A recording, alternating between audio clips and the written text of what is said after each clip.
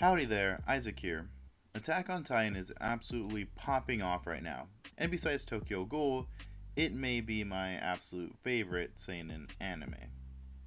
That said, I have so much respect for Isayama Sensei, the man who writes and illustrates Attack on Titan.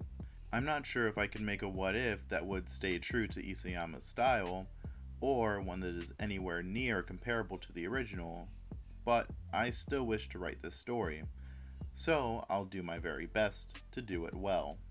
With that said, let's get to it. What if Annie turned good? The story starts now. So, before we start, I must clarify two things. One of which I suppose is a sort of light spoiler. If you don't want to know anything regarding Annie after she put herself in a crystal, you can click off now. But this is such a small thing that I hardly consider it a spoiler. Now that that's out of the way, while Annie is inside her crystal, she can hear everything that's happening outside of it, meaning everything and anything that's said to or around her will be heard. This is very important for this what if, along with the second detail. So, the time period she will be turning good in is right after the Uprising arc, where the Scouts overthrow the government. With that background, let's get on to the story. As time went on, Annie would occasionally hear small details about what was going on in the outside world. This means she would learn, from Hanji no less, that Reiner and Bertolt had been revealed as Titans. This would lead Annie to believe her chances of being rescued were slim, especially since Zeke had already made his move and had failed. This meant that it was very likely they could have left without her, meaning she wouldn't get to go home. Remember, Annie has no loyalties to anyone. She'll side with anyone who could allow her to go home, which is her ultimate objective. Weeks later, when the Uprising arc ended, Annie would then hear that Historia took the crown. With a new government, one led by someone she knew no less, it was possible they could potentially pardon her. Why would they do such a thing? Well, Annie has something the Scout Regiment, and the Eldian Empire as a whole, needed, and that was information. Annie would realize this was the perfect time to enact her plan, and so she would. She melted the crystal around herself, quickly cutting her palm with the ring she had used previously. The blonde would hold out her hand, threatening Hitch, the MP who just happened to have guard duty today. Hitch would raise her rifle, though she knew she was powerless in this situation. The blonde would go on to say she didn't wish to fight, she only wanted to speak to Eren and Historia. Annie would go on to tell Hitch if anyone tried to attack, she would transform. If they rushed in, she would attack. If Hitch didn't say a certain passcode before entering the room, she would also transform. The blonde would then tell Hitch to leave and find Hanji, hoping the scouts would act exactly as she had planned. And they pretty much would. Hanji would go to tell Erwin, along with Levi, and the trio would begin to plan their next move. Erwin would attempt to keep all of this under wraps, thinking they could use Annie, while making the other regiments think she was still in the crystal. Being the gambling man he is, Erwin would try to talk with Annie, believing the scout regiment could use all the help they could get. The commander would order Hitch to take Eren, Levi, and Hanji, ordering the latter to tell the female Titan that Erwin and Historia were on their way. While this was a potential trap, Erwin knew Annie would be a huge asset for the scouts. This was a gamble, but one that could really pay off in the end. The squad would then split off, with Erwin going to visit Historia and the others going off to meet with Annie. Now remember, this is a time when Eren was still pretty hot-headed and a bit brash. This leads the Titan Shifter to have an argument with Levi over what they should do with Annie. Eren wants revenge, remembering what she did to Levi's squad and the other scouts that she killed, all while Levi is telling him to stay calm and follow Erwin's orders. This would cause the two to argue louder, finally ending with Levi pulling out his sword and threatening Eren. If you try to disobey Erwin's orders, that'll be considered insubordination, and I'll have every right to kill you there and then. This would cause Aaron to calm down, finally listening to Levi as all three walked into the room where Annie was being held. The blonde was still holding her palm out, letting everyone know she could transform anytime she wanted. Truth is, she probably couldn't transform. She couldn't even run at this point. After being in Crystal for months, moving around and walking would take some getting used to, let alone transforming and doing that stuff. But of course, her opponents didn't know that, and she was counting on it. This was a huge gamble for her, but she felt like it could work, if Erwin was as desperate as she hoped. Levi stared at Annie, preparing to cut her head off if she dared to make any sort of move. He would love nothing more than to avenge his old squad, but trusted in whatever plan Erwin had. Aaron was staring at Annie with a look of hatred, ready to transform and fight her off once again. And Hanji, well, she was simply excited to study another Titan Shifter and learn everything she knew about Titans. Annie would make sure all three knew her intentions, telling them that she only wanted to talk for now. Aaron would go to say something only for Levi to stop him and nod towards Annie, letting her know they would wait as well, much to Aaron's annoyance. Meanwhile, Erwin would be visiting Historia, telling her about the situation and explaining his plan behind closed doors. The commander would explain that the scouts were at an extreme disadvantage regarding information, which is exactly what Annie had. He hypothesized that she likely wanted to give them information in exchange for amnesty or some other favor. Erwin would then reveal that the scouts were working on a plan to retake Shingashina district, which Annie would be of great use for. If this plan is to work, we need every bit of help we can get. Annie has previously shown remarkable use with her hardening ability, more so than Aaron. And if the enemy is still out there, we may need another Titan Shifter. These two are the key to restoring Walmaria. Historia had her doubts, but she trusted Erwin knew what he was doing, and so would agree to follow his plan. Half an hour later, Erwin and Historia would arrive in the room, the latter excited to see the blonde. Annie, likewise, was happy to see everyone gathered here. Her plan had gone perfectly. It seemed like Erwin was going to offer her just what she wanted. The commander would move to speak, explaining that Historia was ready to give amnesty under certain conditions. Annie listened as Erwin explained that she must become part of the scouts, tell them everything about her mission there, and that she take part in the plan to take back Shingashina. After listening, it was Annie's turn to list her conditions, saying she accepted the scouts' terms if they accepted hers. All she wanted was to get home.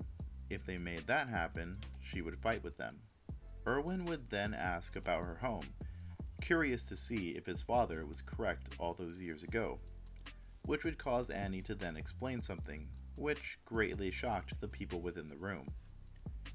She would explain that there was a large body of water called the ocean, and across it there was a country called Marley, the one that sent her there to capture Aaron. This would make Erwin very happy. Finally, his father's theories were proven right. On the other hand, he now realized just how advanced and threatening the enemy was. Aaron was also glad to hear about the ocean, since he knew Armin had dreamed of it, though the realization that enemies were across it would spoil any happiness he had personally. Hanji was incredibly excited to hear about this, thinking of all the technology they possibly had, while Levi was completely silent. Historia, meanwhile, was shocked, hoping there was some way to create peace with the nations across the ocean, including Marley. Once everyone got over the initial shock from this news, they would begin to ask questions. Firstly, Erwin would ask about Marley, mostly how its government operated. Annie would go to speak, only to then realize their deal hadn't been finalized. The blonde would look to Historia, asking if she was pardoned or not. Historia had her doubts, but with everything she'd learned, and needed to learn from Annie, she would pardon the Titan Shifter. With this, Annie would then go on to explain how harsh Marley was to its Eldian citizens, and how she came to become a warrior, before explaining how Marley's army worked. She explained how they used Eldians as frontline soldiers, with Marleyans working as officers, and the Time Shifters being used as tools of war. After Annie was done explaining everything, she would request to be taken to a more comfortable room, saying she didn't want to tell them everything just yet. This would piss both Aaron and Levi off, but Erwin allowed this, giving Annie his cloak so she would be concealed. He didn't want anyone knowing about this just yet. Hitch would be told to lead Annie to one of the scouts' far-off barracks, the one that Aaron trained out of, before telling Levi to watch the Time Shifter. The captain would do as he's told, watching her from afar as she and Hitch traveled to the scouts' barracks. Erwin, Aaron, and Hanji would be left to soak in all the information they just learned, contemplating on what it all meant and what to do next. Weeks would go by, with Annie giving out information about the Beast Titan, Armored, and Colossal, along with information regarding the Cart Titan that nobody had seen yet. She would even mention that it was possible the Warhammer Titan existed, though she had next to no information on it other than it was a Titan Shifter. Oh, and there's the fact that the Beast Titan had the ability to make people turn into Titans and control them, though she said no other beast had this ability prior, so there was something special with Zeke. This presented a problem for Erwin, who is certain that Zeke and the others were waiting for the scouts at Shingashina. This meant it was possible Annie would rejoin them, once seeing they were still here and could get her home safely. Erwin didn't want another Ymir situation, and he already thought that Annie was being a little too cooperative, like she was leading them into a trap. Then again, her only choice was to be cooperative. So while he had his suspicions, he figured she was just doing what would aid her plan the best. Annie and Hanji would spend a lot of time together, especially since Hanji would be the one in charge of reverse engineering the boats Marley used. Annie would even tell Hanji about the anti-Titan technology that was in its very early stages, which only excited the Titan lover. The blonde would also be introduced to the other members of the new Levi squad, which would go down about how you'd expect.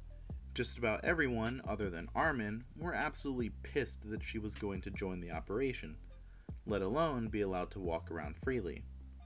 Jean and Mikasa nearly pulled out their swords, in fact, but Levi quickly quelled the flames with a stern look. I may disagree with the orders personally, but she's a Survey Corps member now.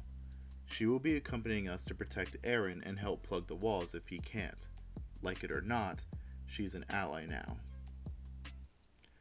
Everyone would begrudgingly accept this order and begin to pack their things for the coming operation. Annie and Armin would give each other passing glances as everyone got ready, clearly wanting to talk to each other. Sorry, Annie, best girl Armin just isn't ready to talk about his feelings just yet. Maybe later. The operation would commence, with Annie riding alongside the Special Operations Squad. Everything goes pretty similar to how it did in canon, other than everyone watching Annie closely, up until Reiner is discovered hiding out in the walls. Once he transforms, and the Beast Titan does so as well, Annie prepares to transform herself, only for Levi to stop her. The Ackerman would tell her to leave Reiner to Aaron, ordering the blonde to join Erwin instead. The Time Shifter would look back towards her former comrades, conflicted on what to do, before zipping off towards where Erwin was. She would quickly join the commander, with him asking her a serious question. He asked if she, with her hardening, could beat down the Beast Titan. Annie considered this before realizing just what Erwin was planning. He had intentionally wanted the Beast Titan to trap everybody, making him think he had won. Erwin, after learning all about the enemy, had figured out exactly what they were going to do, and had planned a counterattack. Levi, like in the anime, had left Armin in charge of Levi's squad, and went up to help out Erwin. The commander would then explain his plan, which sounded absolutely insane to Annie. Erwin basically would have Levi sneak up on the Beast Titan like in canon, but this time he'd have Annie run up towards the beast, using her hardening to tank the rocks while also carrying several scouts on her back using their ODM gear. This isn't as much of a suicidal charge, but it was still an insane gamble on Annie's part. She knew just how devastating Zeke's rocks were. Not even Reiner could stand up to the beast. But if she ran, Levi would kill her before she could reach Zeke. Levi, seeing Annie's worry, would speak up. Come on. Come on. Didn't you say the female titan was one of the most mobile titans? You should be fast enough to dodge the rocks. Just buy me enough time to kill that damn monkey. This caused Erwin to smile before telling Annie that if this succeeded, they could capture Zeke and then move on to capturing their boats. This would motivate Annie to act against her former comrades and follow Erwin's plans, though she did feel somewhat guilty. Speaking of which, Levi would attempt to tell Erwin not to ride on Annie's Titan, only for Erwin to argue he needed to lead the charge. The Ackerman didn't like seeing Erwin risk his life, but in the end, he'd stop arguing and follow the plan accordingly. Annie would transform into the female Titan, with Erwin ordering a good portion of his men to grapple onto her, the rest staying behind to guard the horses. Zeke would be completely stunned that Annie had joined the dark side, him figuring she'd stay stuck in her crystal due to how stubborn she usually was. While he was shocked, it didn't affect his plans that much. But before he could throw a volley of rocks, Reiner would roar out, signaling to throw Berthold. The monkey would do so just as Annie began to run as fast as she could and as Harry behind. This sort of startled Zeke, who forgot just how fast she was. He would grab several large rocks and launch them at the Titan. Right after his rocks were launched, several of the scouts on Annie's back would shoot out smoke signals, trying to cloud the monkey's vision. The female Titan, being very tall, had several rocks flying towards her abdomen, so she ducked, sliding forward as several rocks flew over her, hitting a few Survey Corps members who weren't holding on tight enough. Erwin would look towards his fallen comrades, feeling quite guilty that they had been hit and not him. Zeke would begin to get a little scared now, though he hid this with overconfident remarks, quickly grabbing some more rocks and flinging them at Annie. This time the blonde wasn't so lucky, taking several rocks to the torso and left arm. While this hurt, she could still run at nearly full speed, meaning she was really gaining ground on Zeke. Erwin was riding on top of her right shoulder, yelling at her to keep charging, which she didn't much appreciate, but did anyways. He needed her to get there as fast as possible to minimize casualties. The Titan rushed forward before taking one last volley of rocks, this one damaging the right portion of her face and putting a few holes in her torso, causing the Titan to finally halt. Zeke looked at his former comrade and all the dead scouts behind her, a slight frown on his face. You poor pathetic things. I'll end your lives with this last volley. Suddenly, Erwin, who had been knocked off of Annie's shoulder, would raise a sword and yell at the remaining soldiers to charge. There were probably only 5 or 6 men remaining from the original 15 or so who rode on Annie, yet they all charged forward, screaming out of both fear and hope. Marlowe, being the hopeful person he was, would be the first to charge, luckily being missed by the Beast Titan's swing, which hit the 2 people behind him. Unfortunately, the beast would catch him by the ODM gear strings, just like Annie had done prior. The beast held Marlowe up right before going to crush him, only for a green blur to come in and cut up his hand, freeing the cadet. Levi, who had rushed in faster due to Annie's speed, had just arrived. And just like in the anime, he would completely massacre the giant monkey. Zeke would be ripped out of his Titan, with the remaining scouts all cheering. Annie would emerge from her destroyed Titan, staring forward at her ex-chief, feeling a bit sorry for him, but knowing this is what needed to be done if she were to go home. She needed to complete this last mission. With that, the cart Titan would race in and attempt to save Zeke, doing so only to be assaulted by the remaining scouts. Luckily for Pieck, she was fast enough to slip in and get away, while Zeke ordered his remaining Titans to attack the scouts. Levi and the remaining scouts would dispatch the Titans as Annie attempted to catch her target, going back into her Titan. Pieck would run through the scouts who had been left to guard the horses. The ones who attempted to kill her would all be massacred themselves. They did, however, slightly slow down the cart Titan, which allowed Annie to catch up by the time she made it to the walls. As Pieck was climbing up, Annie would grab the little wretch, flopping her onto the ground. The blonde would go to stomp on Pieck, only for her to shoot out of her Titan using steam, transforming right behind Annie and going to bite down on the nape. The blonde had absolutely no time to react, attempting to harden her neck as much as possible. Pieck went to bite down on her opponent's neck, only to notice she couldn't. Her jaw had been... Suddenly, Pieck would feel her arms and legs get severed, except it was her actual arms and legs. Levi would pull Pieck out from her Titan.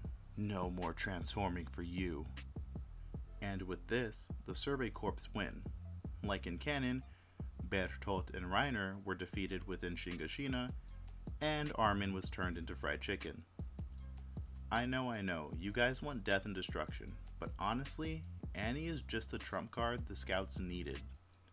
The only reason the scouts lost so badly was due to a lack of information. Intel is super important in a battle. Why do you think recon units and spies exist? And either way, the scouts nearly won the battle with only one Titan shifter. What do you think a second one would do? Exactly. Anyways, the scouts would line up all the Titan shifters before deciding who to feed to who. Of course, Armin would be chosen to become a Titan, since Erwin is still alive, only having a few broken bones. The only choice now was who to eat. Levi, being the vindictive person he was, would say they should take out the Beast Titan, since he was the most dangerous. Eren would offer up Berthold, since he was the one who nearly killed Armin. Hanji would offer up Reiner, who felt bad about everything and even offered to be eaten himself.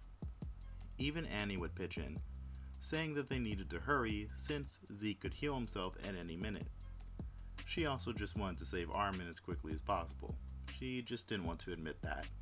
Ultimately, this was up to Levi though, and he chose to use Zeke, though the monkey boy would quickly protest. Levi wouldn't listen to him though, telling everyone to clear the area for safety. He'd go on to inject Armin, all while Monkey Boy started yelling, fearing for his life, unable to regenerate quick enough to transform. Zeke would attempt to crawl away, scraping the shingles of the roof with his nubs, desperately trying to run. Beads of sweat and even tears running down his face as Armin's Titan rose up behind him, all while Levi was watching on with a deadpan expression. Wait, I can help you guys. I can get you allies with other nations. We could give you ships and guns, Zeke yelled out as he was picked up by Armin's Titan. Zeke would be placed on the Titan's tongue, him trying desperately to crawl out before being swallowed whole, almost like Eren was in Season 1. Levi watched on, expecting Armin to transform into a Beast Titan, or maybe to appear out of the Titan's nape, but nothing happened.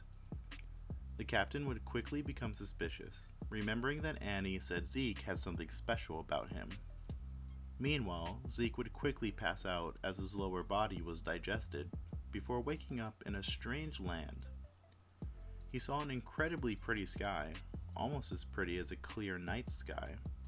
He would then look down towards his body, seeing a little girl with a bucket of sand? But that, guys, is where we will be leaving it off for now. Hope you guys enjoyed. If you did, I ask that you slash the nape of that like button, or maybe even use your anti-personnel gear on the subscription button if you haven't already. Have a good one wherever you are. That's it for now. Bye bye.